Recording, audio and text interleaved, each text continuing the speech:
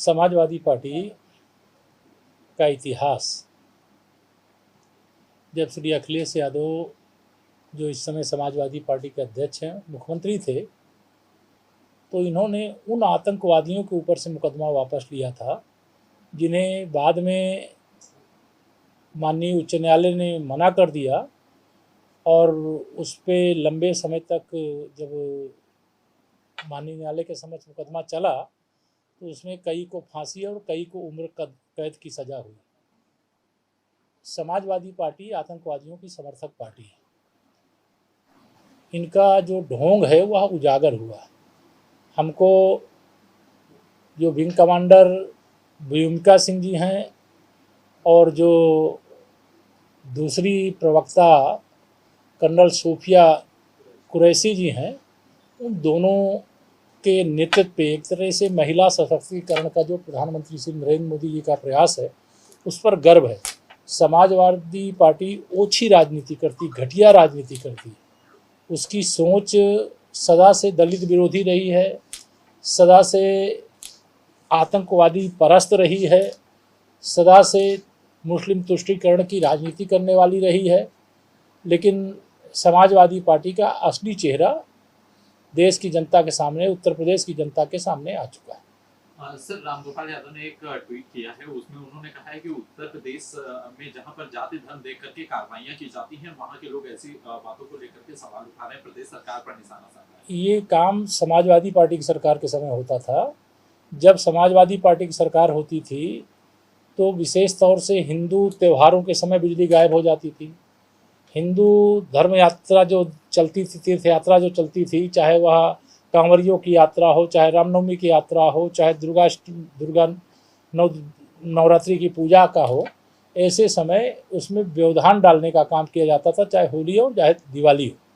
लेकिन जिस प्रकार से खुलेआम समाजवादी पार्टी के समय में जो विशेष तौर से उत्तर प्रदेश दंगों की आग में झुलसा है, उस दंगे की आग में झुलसने का कारण समाजवादी पार्टी की मुस्लिम तुष्टीकरण की घटिया और घिनौनी हिंदू विरोधी राजनीति का परिणाम। सर, कांग्रेस ने ऑपरेशन सिंदूर पर सवाल उठाया। उन्होंने कहा है कि 3-4 जहाजों को भेज करके वापस लौटाया गया। उन्हें ऑपरेशन सिंदूर पर संशय नजर आ रहा है। कर्नाटका के विधायक हैं। इस देश की जनता को कांग्रेस पर ही संशय है, कांग्रेस के नेतृत्व पर संशय है।